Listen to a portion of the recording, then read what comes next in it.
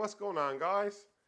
Welcome to my beginner's guide for new console players starting out in Rust. Rust is all about progression and leveling up, reaching the next level, getting better weapons, armor, and explosives. Rust has many different aspects to the game and so many different ways that you can progress. But it's really important that you progress quickly and that you don't get left behind and you keep up with your neighbors so you don't get raided. I'm BayBoy, and in this video I'll show you the methods that I use to progress quickly in Rust, as well as lots of other useful tips along the way. So early game preparation and getting your player properly set up and getting a base established and down is very important to get this done early so you're not left behind in the game, so you can progress properly. A lot of simple decisions in very early game while you're harvesting wood on the beach or inland is going to make a big difference on how it affects your wipe and how you progress throughout the wipe. So you know where you build your home or your base is going to have a big impact on all those things. So you need to know what you're doing, where you're going to build, what you're building next to. Is there recyclers nearby? Where are you going to loot? All these things you need to take into account. Where are the green cards, blue cards, and red cards? Where are all the puzzles located?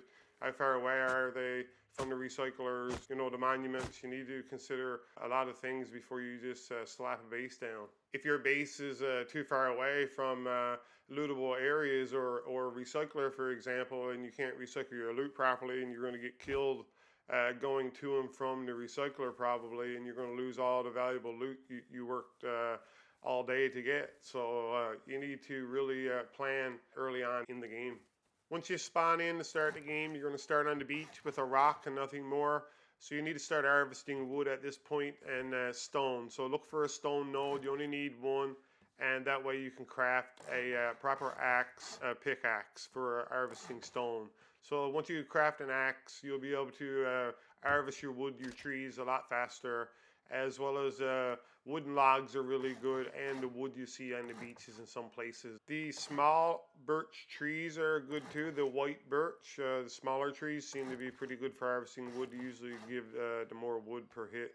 You're going to want to move inland as soon as possible and get away from the beach, from all the other fresh spawns and freshies like yourself. The beach is just usually spear heaven and lots of toxic kids. If you don't get away from the beach, you'll probably just die out repeatedly over and over. So you need to get away from the beach, find some cloth, some hemp, and craft a sleeping bag. And if you do die, at least you'll spawn at your sleeping bag inland further, right? Once you get 300 wood, it'd be a good idea to craft a spear. At this point, that's the only thing you're going to have to defend yourself from these other freshies. If you do come across lots of hemp or cloth, you could always craft a bow if you have 60 cloth, enough materials, and you could defend yourself also with that. But priority is definitely the cloth should be saved for your sleeping bag. The stone nodes are pretty much white color looking, as you can see from me harvesting. There's 3 different colors of the different nodes. The sulfur got the yellow flecks through the rock. The metal ore has reddish tint to it. I chose this base for this beginner video because I thought it was most suitable for a brand new beginner starting player. I don't think anyone should be getting into anything too big or detailed in the first wipe. So you need something simple. Maybe in a day or two you'll decide to build out something a little bit bigger. But I think starting out is plenty good for a solo or even a duel to take on. I will put a card link in the video just above now of the base I built just previously on this server. It's a 2x2, something a little bit bigger, maybe something for an intermediate person who do have a little bit of experience in the game, but I'd like to have something. Having a smaller base like this located in this area on the map is quite fine. We're really close to Outposts, which is a safe zone, and we can recycle, we can research, we can use the repair bench there, we can use all the things at Outposts, so we don't necessarily need the space in our base to place them down.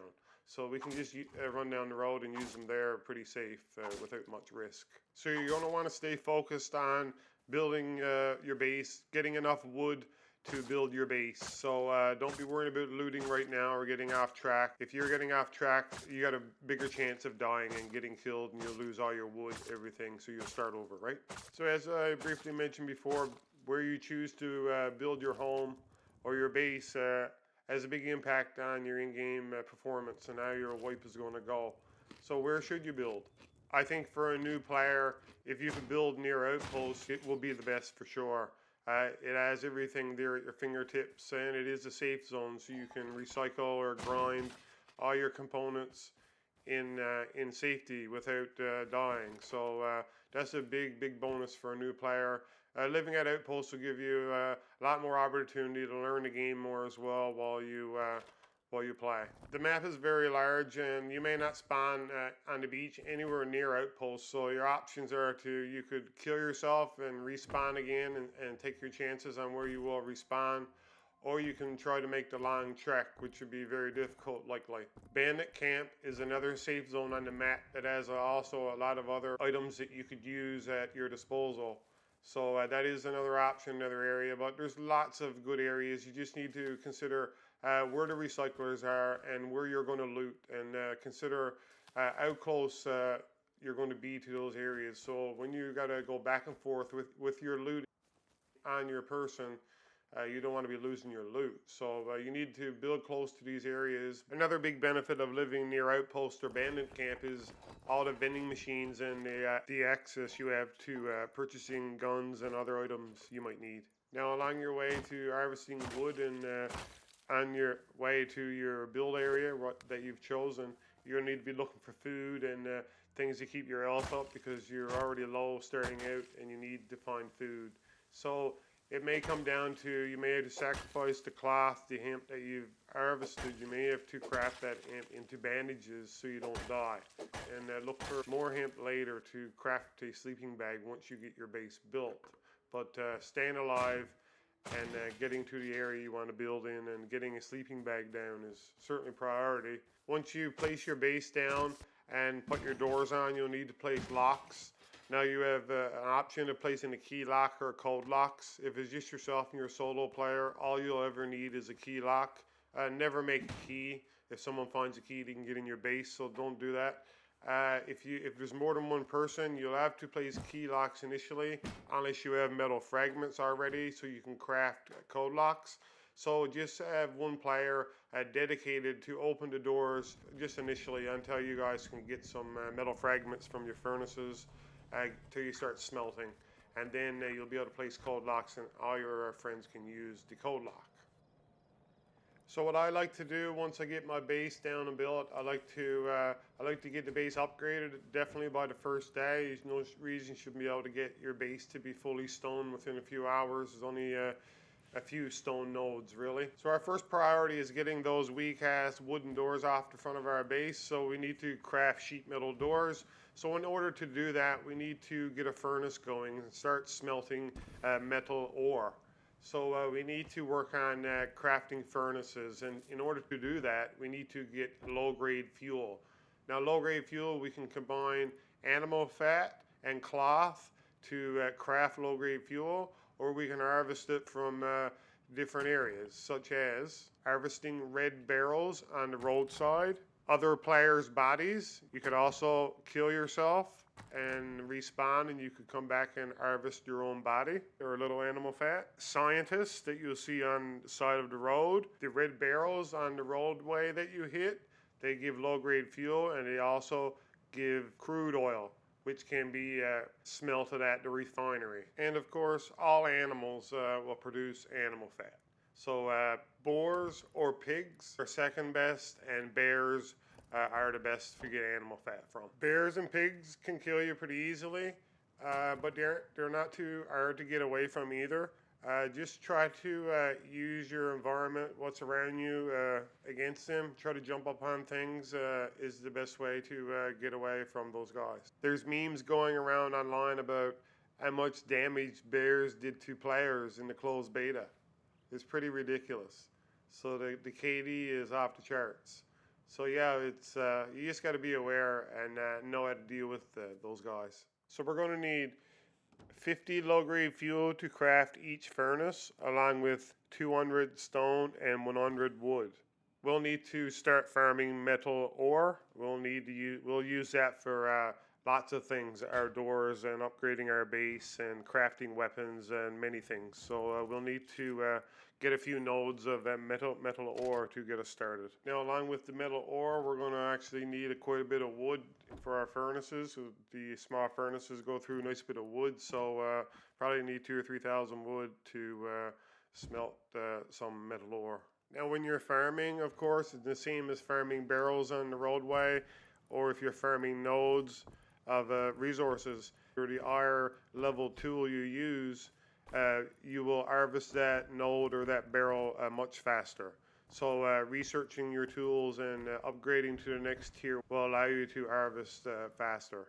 But you won't harvest any additional materials, but you'll just harvest that material much quicker. If you have 30 bone fragments, you can craft a bone knife, and that's pretty good for harvesting, so you can use that early on. You can harvest road signs at outposts with certain weapons only. With the rock, if you don't have certain other ones, the paddle works. Where outpost is a safe zone, it won't let you draw any weapons that aren't permitted. Harvesting this material in the safe zone is really good.